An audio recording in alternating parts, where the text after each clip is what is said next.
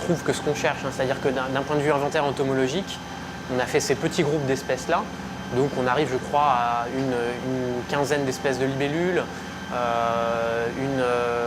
une cinquantaine d'espèces d'abeilles sauvages. Et évidemment, on s'est intéressé qu'à ces petits groupes-là. Donc il faut savoir que potentiellement, d'un point de vue de la diversité des insectes, c'est bien plus important.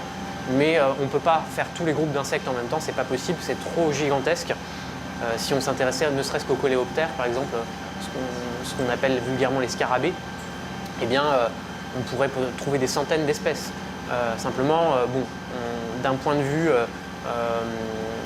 des inventaires, on va se focaliser sur certains groupes qui sont assez représentatifs de la qualité des milieux notamment. Et donc, ça va permettre d'avoir une bonne idée de l'état de conservation des milieux et des populations d'insectes.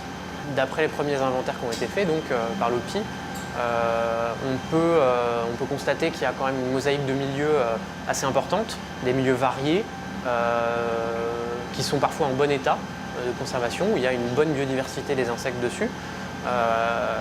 Et parfois, on a des milieux un peu plus dégradés, où éventuellement des milieux, il y a de forts enjeux pour certaines espèces. Et il y a des milieux aussi, par exemple, qui sont très communs, qui peuvent paraître un petit peu anecdotiques et qu'on pourrait, d'un point de vue visuel, par exemple, vouloir supprimer. Les ronciers, je pense aux ronciers.